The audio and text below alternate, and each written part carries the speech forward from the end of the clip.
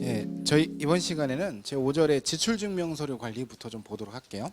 5절 93페이지를 좀 보시면 되겠고요.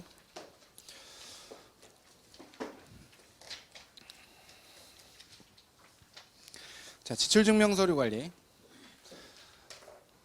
저희 이제 실무하시면서 3만 원이 넘어가면은 정규 증빙을 받아야 된다 이런 얘기는 들어보셨죠?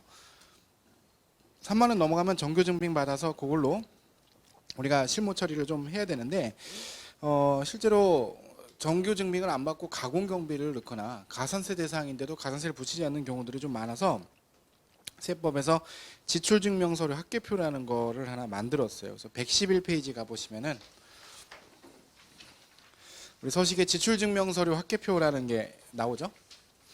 이런 서식을 이제 만들어서 내야 되는데 거기 보면은 첫 번째 표준 대차 대조표 계정 과목별, 그 다음에 두 번째는 표준 손익계산서 계정 과목별이라고 해서 국세청에다가 내는 우리 재무제표의 각 계정 과목별로 금액을 적고 그 금액에 신용카드 받은 게 얼마인지, 현금 영수증 받은 게 얼마인지, 세금 계산서나 계산서 받은 게 얼마인지를 적어서 적격증명서류에 합계가 이제 들어가고요. 그 차이만큼이 이제 각 계정 과목별로 표시가 돼요. 그러니까 예전에는 회사들이 이런 회사들이 많았대요. 실제로는 적격증빙을 안 받았는데 그거를 막 여러 계정에다 막 숨겨서 묻어놔요. 그런 얘기 들어봤어요? 물론 여기 오신 분들은 아무도 그렇게 하신 분들 없죠. 여러분 친구가 다니는 회사에 있을까요? 여기는 없어요. 저희도 안 해요 그렇게. 근데 예전에는 그걸 묻어놓으면은 사실 되게 찾기가 어려웠는데 계정 과목별로 이걸 쪼개서 각각의 계정 과목별로 정규증빙 수치 비율이 나오잖아요 이게. 그러다 보니까 좀 더 이제 그런 어떤 행위들을 하기 어려워지는 거죠. 가공경비나 이런 것들을 받기가. 근데 요 합계표를 이제 작성을 하는데 다 작성하는 거는 아니고요. 그 우리 잠깐 앞으로 가서 보시면은 요 106페이지 보면은 작성 보관 의무가 있어요. 요 내용을 한번 줄쳐서 보실게요. 106페이지. 가로 1번에 보면 직전 3년도 수익 금액이 20억 원 이상이죠. 이상으로서 이제 3년도가 1년 미만이면 신설법인 같은 경우는 그 월수로 환산을 한다는 그런 얘기가 들어있죠. 20억 원 이상인 법인으로서 법인세법에 따라서 116조에 따라서 지출증명서를 수채에 보관한 법인은 지출증명서류 합계표를 작성해서 보관해야 된다 해서 아까 그 서식을 작성을 해줘야 되는 거예요. 그 서식을 작성하는데 이거 법인세 신고할 때 제출할까요 안 할까요? 하진 않고 보관만 합니다. 그래서 혹시 지금 한번 여쭤볼게요. 이게 2017년도 귀속 법인세부터 처음으로 이걸 작성 의무화가 됐는데 지난번 법인세 신고 때 이거 작성하신 분 손 들어보세요. 작성하신 분. 하신 분들 좀 계시고 그러면은 원래는 작성을 해야 됐는데 그냥 안 했다. 손 들어보세요. 그런 사람들도 있죠. 원래 해야 되는데 제출 의무가 없으니까 안 하는 경우도 생기죠. 이게 작성하기가 되게 좀 까다로워집니다. 까다롭고 좀 신경도 많이 써야 되고. 근데 이제 세무조사 때는 무조건 이걸 요청해서 보게 될 거예요. 왜냐하면 중소기업들 중에 그래도 20억이 넘어가는 회사들이 꽤 있죠. 그래서 요거에 관련된 얘기를 오늘 이번 시간에 한번 1시간 동안 쭉 해보려고 하는데 거기 보면요. 일단은 이 내용을 보기 전에 보시면은 107페이지 보시면 107페이지 오른쪽 위에 보면은 자 이걸 생각해 볼게요. 일단은 작성만 하고 제출을 안 한단 말이에요. 그럼 국세청에서 어떻게 하겠다는 거예요? 세무조사 나올 때 보거나 아니면 정기 세무조사가 아니라고 하더라도 살짝 뭔가 좀 이상한 느낌이 들면은 요청해서 확인해 보겠다라는 그런 얘기가 되는 거죠. 그럼 누구한테 이걸 확인해 보게 되냐면 이런 법인세 신고를 하기 전에 국세청에서 법인세 성실신고 지원 도움 안내라는 거 혹시 보셨어요? 그래서 부가세도 나오고 다 나오죠. 말이 성실신고 지원이지 사실 협박문이죠. 니네 신고에는 이런 정도가 문제가 있는 것 같으니까 똑바로 하기 바란다. 그리고 거기 뭐라고 나와요? 이번 신고 때에도 똑바로 안 하면은 사후 검증이나 세무조사를 즉시 나간다 막 그런 협박도 들어있죠. 근데 이제 보면은 전년도입니다. 전년도 2017년도 2월달에 국세청 보도자료에서 나온 거를 제가 지금 요약 정리를 해놨는데 그 성실신고 사전 안내 항목은 107페이지 오른쪽 위에 보면요 1번부터 6번까지 이런 게 있어요. 뭐 신용카드 사적 사용 이런 거 보셨죠? 신용카드에서 업무 무관 없어 개인적 치료 막 이러면서 막 카드 사용액 짓게 하잖아요. 그런 것도 있고 뭐 3번 상품권 과다고 이런 것도 사후 검증하고요. 저희가 지금 보려는 건 이제 1번인데 동그라미 1번에 보면 지출 증빙 없는 경비 분석 자료라 그래서 이 회사의 경비 중에서 지출 증빙이 없다라고 생각이 들면은 그 항목에 대해서는 이제 그 적정성 여부를 보겠다라는 거예요. 그래서 밑에 보시면 예시가 나와 있어요. 이게 이제 국세청에서 나온 예시예요. 예시에 보면 어떻게 되냐면 이 국세 홈택스에서 이렇게 조회가 되는데 1번 수치 대상 금액이 총 있어요. 뭐 단위가 100만 원이니까 뭐 1억 정도 되겠네요. 단위 100만 원 아닌가? 어쨌든 100, 1000. 어쨌든 뭐 그 수치 대상 금액 있고 꽤 큰 금액이에요. 네, 이게 큰 금액 보정이 있어서 수치 금액이 있어요. 그랬더니 차이 금액이 나왔죠. 그럼 이걸 갖고서 비율을 따지면은 비율이 나오죠. 비율이 몇 프로 나왔어요? 92%는 꽤 높은 편이에요. 근데 만약에 여러분들이 신고 도움 안내를 조회를 해봤는데 이 수치 비율이 막 50%나 막 40%다 그러면 어떻게 된다는 거예요? 가공 경비가 있을 수 있다고 보는 거예요. 그런 업체들만 뽑아서 이제 지출증명서를 합계표를 이제 그 확인을 해보겠다는 건데, 자 제가 그 올해 있었던 일이에요. 올해 제가 그 이제 외부 조정을 다른 데서 하다가 이제 저희한테 왔는데.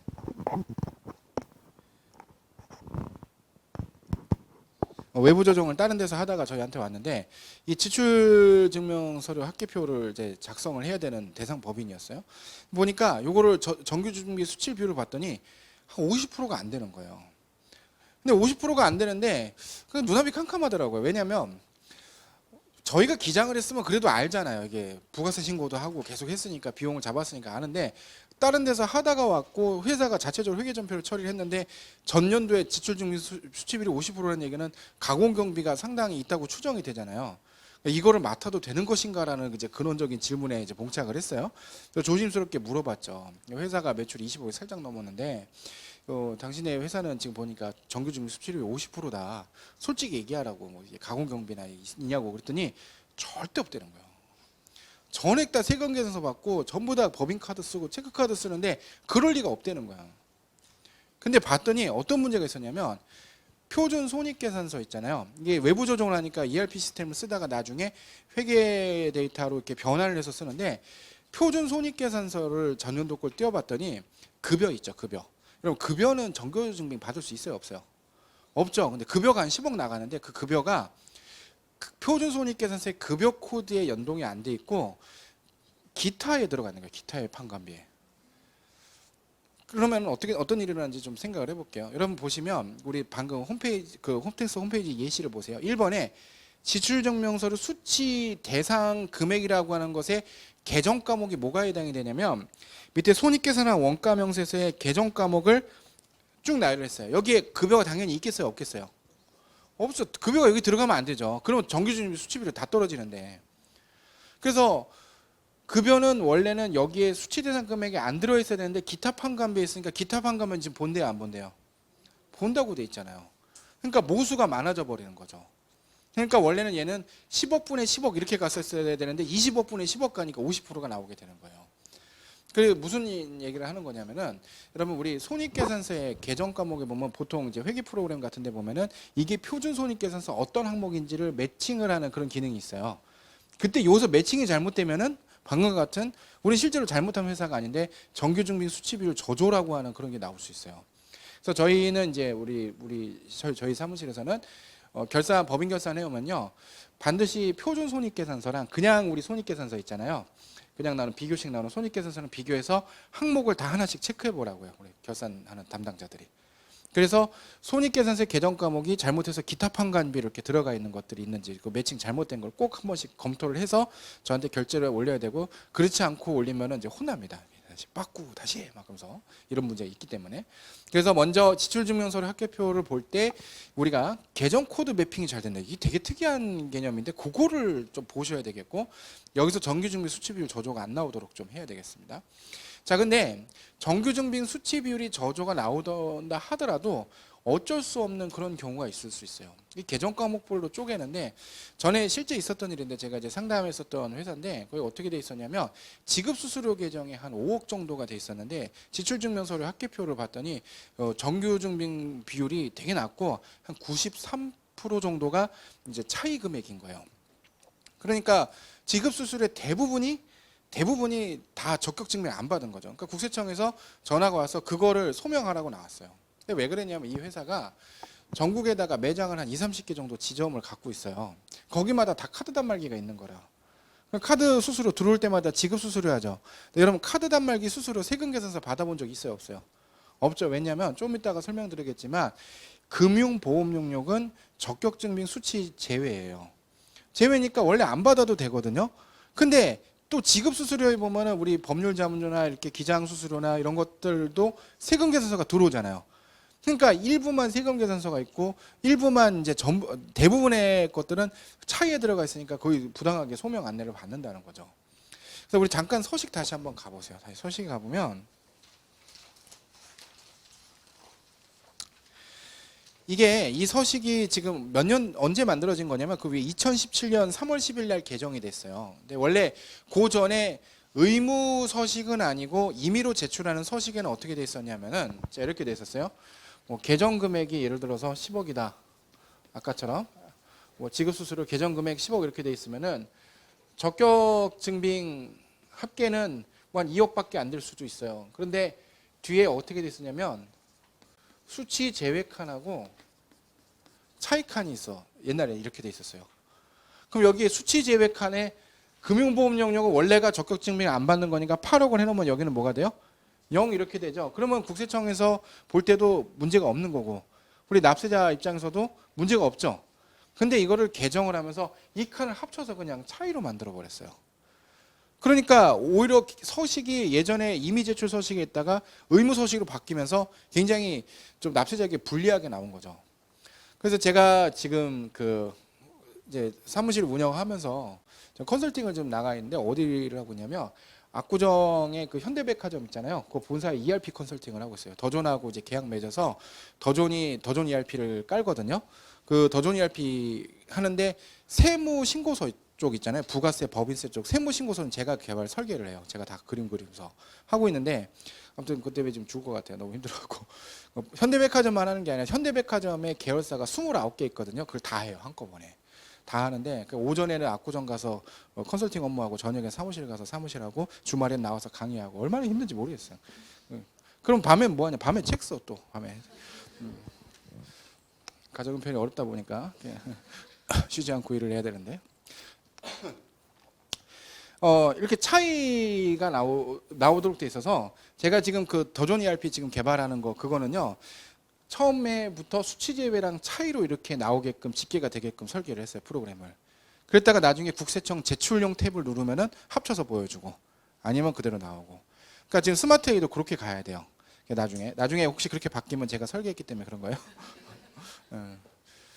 더존 프로그램 중에서 법인세 신고하는 스마트 A가 제일 저렴한 프로그램이고 그 위에 뭐 i큐브 있고 그다음에 MERP 있고 UERP 있고 그 위에가 이제 GERP라고 그게 지금 제가 이제 개발하고 있는 이제 프로그램이에요. 그래서 그거 열심히 지금 개발하고 있습니다. 그래서 그런 거 요게. 그래서 지금 우리는 그러면 어떻게 해야 되냐면요. 수치 제외가 뭔지를 잘 알아야 돼요. 지금부터.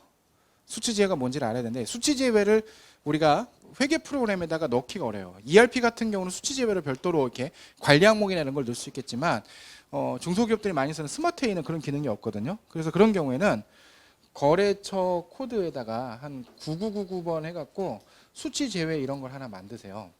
그래서 보통 우리 차변에다가 복리후생비나 이런 비용 계정에 보면은 지급 수수료 비용 계정에 보면 거래처 코드 달아요, 안 달아요?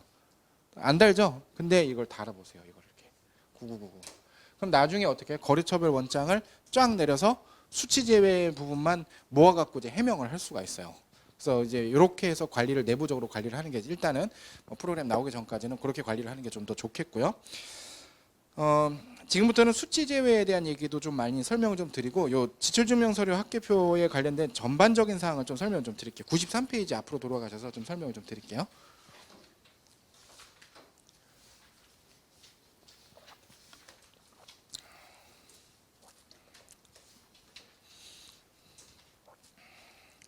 자, 지출증명서류 관리 기본 개념만 한번 줄쳐보겠습니다. 기본 개념. 가로 1번 개요 줄쳐보시면 법인이 다른 사업과 관련하여 다른 사업자로부터 재화 또는 용역을 공급받고 그 대가를 지급하는 경우에는 3만 원 초과인 거래에 대해서는 다음에 규정하는 정규증명서를 수취하고 법인세 과세표준 신고기한이 경과한 날부터 5년간 보관하여야 한다라고 돼 있어요. 그렇지 않으면 2% 가산세를 부과한다라고 돼 있습니다. 여러분 일단 이거부터 좀 생각을 해볼게요. 거기 보면 적격증명의 종류가 일단 뭐가 있어요. 계산서, 세금계산서, 신용카드, 현금영수증 뭐 이런 것들 있죠. 이렇게 잘 아는 것들이고요. 저희가 회계 처리를 할 때 이런 증명서류, 증빙을 기반으로 우리가 회계 처리를 해요. 그랬을 때 법인세 신고할 때 지금 방금 나온 이 증빙을 법인세 신고서에다가 첨부해서 제출해야 안 해요. 하면 큰일 나요. 하면은 양이 너무 많아. 어떻게 하라는 거예요? 책에 보면 보관하라고 그랬죠. 몇 년간? 5년간. 우리가 흔히 일반적으로 증빙 보관 기간을 몇 년이라고 알고 있어요. 5년이죠. 왜 5년간 보관하라고 되냐면 5년간 옆에다 체크해주세요. 세무조사 대상 기간입니다. 세무조사 대상 기간인데 조금 유식한 말로는 국세부가 제척 기간이라고 불러요. 즉 세무조사 나와서 장부 보여줘라고 할 수 있는 기간이 이제 일반적으로 5년이죠. 그러니까 이제 우리가 장부의 증명서를 5년간 보관을 하고 5년 지나면 어떻게 버려요? 불태워버리죠. 업체에 보내버리든가. 왜냐면 거기 우리 회사의 모든 죄가 들어있죠. 그동안에. 자, 그럼 그때 생각해 보시면 되겠고. 자, 그런데 이거를 잠깐 생각해 볼게요. 회사에서 여러분 회계 처리를 하다가 보면 법인 통장에서 1,000만 원 나갔어요. 나갔는데 뭔지 몰라. 그러면 어떻게 해요? 가지급금 처리를 하죠. 네, 일단 그래도 한번 물어는 봐야겠죠. 가지급금 갖고서 회사에다가 이제 또는 사장님한테 또는 물어봐서 이 1,000만 원 나간 거는 뭡니까? 영수증을 갖고 오십시오. 안 갖고 오면 가지급금으로 처리됩니다. 이렇게 얘기를 했는데 사장님이 어느 날 이제 카톡으로 사진을 딱 찍어서 보내줬는데 천국김밥 이런 데 알죠? 이렇게 거기서 보면은 그냥 써서 줄까 그냥 줄까 하는 간이영수증 있죠? 여기다 1,000만 원 받아 갖고 온 거야. 그럼 우리가 이걸로 차변에 복리후생비 잡아도 돼요? 안 돼요? 지금 되는 사람도 있고 안 되는 사람도 있네. 예. 거기에 대한 얘기를 잠깐 해볼게요. 여러분 우리가 회계 실무를 잘하냐 세무 실무를 잘하냐 이거는요 내가 지금 한 어떤 행위가 나중에 어떠한 영향을 미치게 되는지 그거를 잘 예측을 하면 잘하는 사람이에요. 그럼 그거를 잘하는 사람을 뭐라고 불러요? 실장님이라고 부르죠. 그건 결정을 내려주잖아. 뭔가 그거 해도 돼 안 해도 돼 하지 마. 근데 우리 그걸 모르니까 되게 답답하단 말이에요. 자 얘를 붙여갖고 이제 큰 회사들은 회계 전표 뒤에다가 붙이죠. 그리고 이제 뭐 좀 작은 회사들은 지출 증명서처럼 이런 데다 붙이고 이렇게 하는데 일단 요거는 법인세 신고할 때 낸다 안 낸다? 안 내요. 언제 본다? 세무조사 때. 그런데 5년이 지날 때까지 세무조사가 안 나왔어요. 그러면 어떻게 되는 거예요? 진실은 역사의 뒤안길로 영원히 묻히는 거죠. 필요 없어요. 괜찮아. 근데 언제 문제가 된다? 세무조사 나오면 문제가 되는 거예요. 세무조사 나와서 열심히 막 전표철 막 뒤집니다. 막 뒤지는데 그 날짜가 막 다가와요. 그럼 우리 어떻게 가슴이 쿵쾅쿵 뛰죠. 그 날짜가 다가오는데 딱 펼쳐졌어요. 그래서 뭐라고 얘기하냐면 야, 너 세무공무원이 막 혼내주는 거죠. 1,000만 원짜리 김밥이 어딨냐고 막 그러면서 가짜지 먹어서 막 얘기했을 때 뭐라고 대답해야 돼요? 막 이렇게 가슴이 막 뛰니까 막 떨리는 목소리로 저도 옛날부터 그게 이상했어요 막 이러면 여러분 그 돌아올 수 없는 강을 건너간 거예요. 그러면 안 돼요. 그 끝장난 거예요. 뭐라고 얘기해야 돼요? 김밥 먹었겠죠. 뭐 이렇게. 왜 나한테 그래? 내가 먹었어? 이렇게. 당당하게 아시겠죠? 내가 먹은 것도 아니고 왜 나한테 그래? 자 그러면 세무공무원이 화가 납니다. 그래서 그 영수증을 들고 그 이제 간이 영수증에도 보면 사업자 번호가 적혀 있어요. 이제 국세청 내부에 들어가서 사업자 번호 치면은 사장님 주소랑 전화번호랑 다 나와요. 보고 찾아가 보는 거죠. 찾아가 봤을 때 가서 저희는 이제 뭐 어디 세무서 국세청에서 나왔습니다 하면서 요 영수증이 있는데 회사가 이 김밥을 1,000만 원치 사 먹었다는데 이게 말이 됩니까라고 물어봤을 때 여기서 두 가지 경우의 수가 있어요. 이 김밥집 사장님이 무슨 누가 김밥을 1,000만 원 주고 사 먹어? 보더니 지가 썼구만 이렇게 얘기하는 순간 어떻게 돼요? 역시 또 돌아올 수 없는 강을 건너가는 거예요. 송구불사님입니다. 송구불사님 상해처분돼요. 이거는 지출증빙이 없는 이제 허위비용, 가공경비 적발되면 상해처분돼요. 근데 이제 사장님이 이제 그래서 이 김밥을 1,000만 원치 사 먹었다는데 좀 확인을 하러 왔습니다. 그랬더니 김밥을 1,000만 원치 사 먹게 맞나요? 그랬더니 김밥집 사장님 두 눈을 동그랗게 뜨고 그럼요 그러는 거야. 근데 그때가 생각나네요. 회상씬이야 갑자기. 흑백 화면, 회상씬 흑백 화면이니까. 그런 사는 얘기가 얘네가 와갖고 갑자기 김밥을 1,000원어치를 싸달라고 하는데 이게 동네 파출부 아줌마 10명 불러다가 김밥을 싸는데 1,000원어치 김밥이 얼마나 많은지 아냐고 그러면서 김밥을 싸놨더니 뒤에 김밥이 산더미처럼 쌓였는데 그게 얼마나 번쩍번쩍 빛나는지 너무 신기해서 내가 사진을 찍어놨다고 해서 인증샷을 보여주는 거야. 그러니까 사장님이 이렇게 근데 뒤에 김밥이 뭐 그 쌓였어요. 그러니까 세무공무원이 보다 보니까 묘하게 디테일해 이게. 세무공무원이 비장의 카드를 날립니다. 부가세 신고하셨습니까? 그랬더니 갑자기 사장님이 서랍에서 부가세 신고서를 갖고 오고 거기 보면은 세금 계산 안 끄는 기타 매출 있죠? 신용카드 안에 기타 매출에 매출 원장을 보여주는데 그 날짜에 1,000만 원 있어. 비용 인정됩니다. 그리고 2% 가산세가 있죠. 제가 지금 뭐 우스갯소리로 얘기했지만 이게 뭐냐면 제가 세무조사가 일어날 때 일어나는 되게 중요한 개념 많이 설명드렸어요. 세무조사 때 이 증빙을 인정을 할 거냐 말 거냐의 문제가 나오면요. 일단은 어떻게 돼요? 그냥 무조건 부인되는 게 아니에요. 비용 인정이 되면 지금 본 것처럼 2% 가산세를 내고 비용 인정을 받을 수도 있어요. 근데 세무조사 때 그 비용 인정을 받으려면 실제 거래 사실이 맞는지를 확인하기 위해서 거래처 현지 확인을 나갑니다. 현지 확인이라 그래요. 현지 확인을 나갔는데 이 사람이 실제 거래 사실인데도 불구하고 부가세나 소득세 신고를 누락했으면요. 그 사람한테 세금을 부과하는 거예요. 자료 파생이라고 합니다. 두 가지 개념을 좀 설명드렸는데 이 증빙 확인에서 두 가지의 그 경우의 수가 생겨나요. 그러면서 비용 인정을 받을 수도 있다라는 거죠. 근데 과거에는 이제 뭐냐면 과거에는 이런 것들이 사실 이렇게 여기저기 막 있어도 비용 인정을 사실 그냥 받고 찾기가 어려웠어요.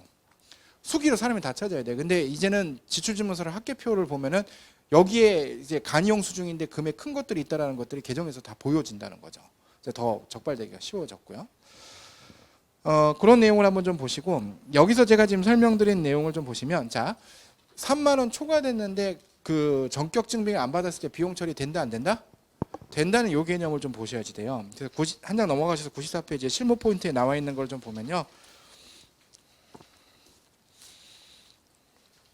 1번에 범인의 업무와 관련하여 지출한 비용에 대하여 정규 지출 증명서를 수취하지 아니한 경우에도 다른 객관적인 자료에서 그 지급 사실이 확인되는 경우에는 당해 법인의 각삼년 소득금액 계산상 이를 손금에 산입하는 것임 이렇게 되어 있습니다. 이게 적격 증빙을 안 받았을 때 비용 처리가 되냐는 국세청의 질문, 그 질의 예규가 굉장히 많거든요. 그 예규가 보면은 뭐 물어보는 각도에 따라 이렇게도 답변하고 저렇게도 답변하고 굉장히 많이 답변이 있어요. 그런데 국세청의 이 지출증명서류 관련해서 나오는 답변 중에 바뀌지 않는 문구가 있거든요. 바뀌지 않는 문구가 뭐냐면 거기 지금 나온 두 번째 줄에 잘 이렇게 동그라미를 쳐보세요. 지급 사실이 확인되는 경우 요거 보이세요? 요거. 지급 사실이 확인되는 경우에 인정한다는 요 표현을 바꾸지 않고 계속해서 쓰는데 여러분 방금 제가 설명드린 그 간단한 사례를 통해서 이 말이 무슨 뜻인지 이해하셨을 거예요. 자, 지급 사실이 확인된다는 거는 누가 확인한다는 거예요? 세무 공무원이 확인하죠. 어느 시점에? 세무조사 때. 그게 확인될 수 있을 정도의 정보가 들어있으면 된다는 거예요. 그럼 비용 처리가 인정이 된다는 거고요. 밑에 가로 2번에 증명서류 수치 특례가 나오고 있어요. 그 특례를 좀 보시면은 그 법인이 다음 중 어느 하나에 해당하는 지출증명서를 받은 경우에는 지출증명서를 보관한 걸로 봐서 별도로 보관하지 아니할 수 있다라고 돼 있어요. 1번에 보면 현금 영수증, 신용카드 매출 전표, 전자계산서랑 전자세금계산서예요. 자, 얘네들은 어떤 특징이 있죠? 네. 국세청의 홈택스에서 확인이 되는 사실상 전자증빙이라고 봐야겠죠. 이게 실물 보관을 안 해도 돼요. 실물 보관을 안 해도 그냥 인정이 되는 그런 이제 증빙이라고 보시면 좋겠고, 요 실물 보관을 안 해도 되는 그 규정이 언제 개정이 됐냐면 거기 보면 2013년 2월 15일이라고 됐죠. 요때 시행령이 개정이 되면서 그때 이후에 수취한 것부터는 실물 보관을 안 해도 되는 것으로 지금 현행 규정이 되어 있다는 것도 참고로 알아두시면 좋겠습니다.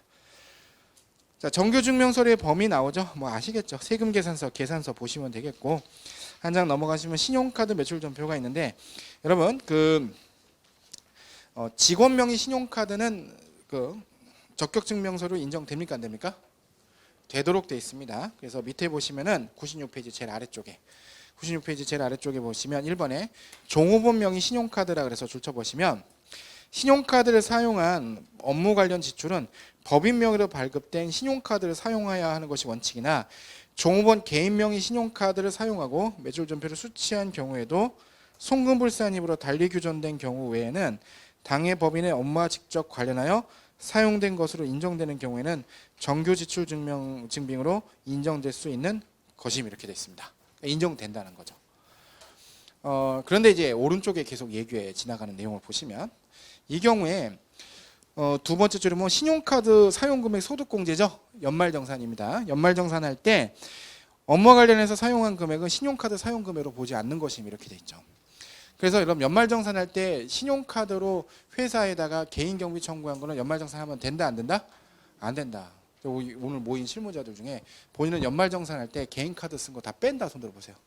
빼고 한다. 빼고 하시는 분들이 있죠. 근데 보통 경비 청구할 때부터 금액 체크를 해놓지 않으면 사실 알기는 어려워요. 자, 두 번째, 그거 안 빼고 그냥 연말정산 한다 손 들어보세요. 아이, 나를 위해서 드는 게 아니라 같이 모두를 위해서 함께 사는 세상이니까. 왜냐하면 여러분 이제 법인세 실무 강의를 들어왔잖아요. 실무 강의를 들어올 때는 내가 모르는 것도 좀 잘 알아보고 이렇게 잘못 처리하고 있는 게 없는가 이런 거 하면서 좀 명확하게 실무를 하겠다 이런 마음을 갖고 왔는지 모르겠지만 실제로 실무 강의는 그렇지 않아요. 실무 강의는요 오늘 저녁까지 하루 종일 전 뭘 할 거냐면 강의를 듣다 보면 지은 죄가 생각나. 이렇게 오 잘못됐네 이거 잘못됐네. 그래서 저희 오늘은 이제 없지만 제가 보통 강의를 할 때 우리 회사 직원들을 불러서 강의를 듣게 해요. 강의를 듣게 하면은 강의가 끝나고 와서 대표님 죄를 고백할 게 있습니다. 그래서 어느 업체 뭐가 잘못됐고 뭐가 막 얘기를 하는 거야. 그래서 여러분 오늘 집에 갈 때쯤 되면 되게 마음이 무거울지도 몰라요. 어쩌면 오늘 잠도 못 잘지도 몰라요. 뭐 심할 때는 막 강의하다가 중간에 막 전화해서 사무실에 막 확인해봐. 이거 어떻게 했냐고 막 어떤 사람들. 그래서 뭐냐면 나만 잘못하고 있는 게 아니라고 하는 위로가 필요합니다.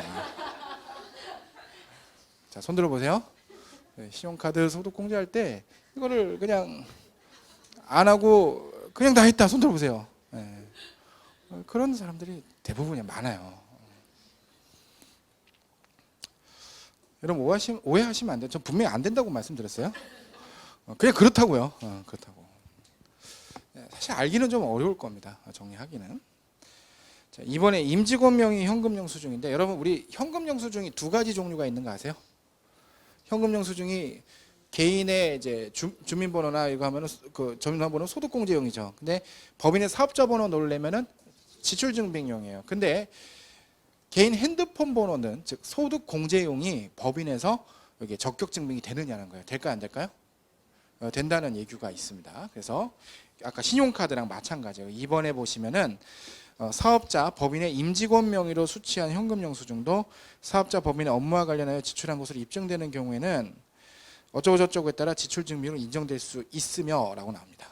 뒤에는 똑같은 얘기 나왔어요. 그 내용 좀 보시면 좋겠고.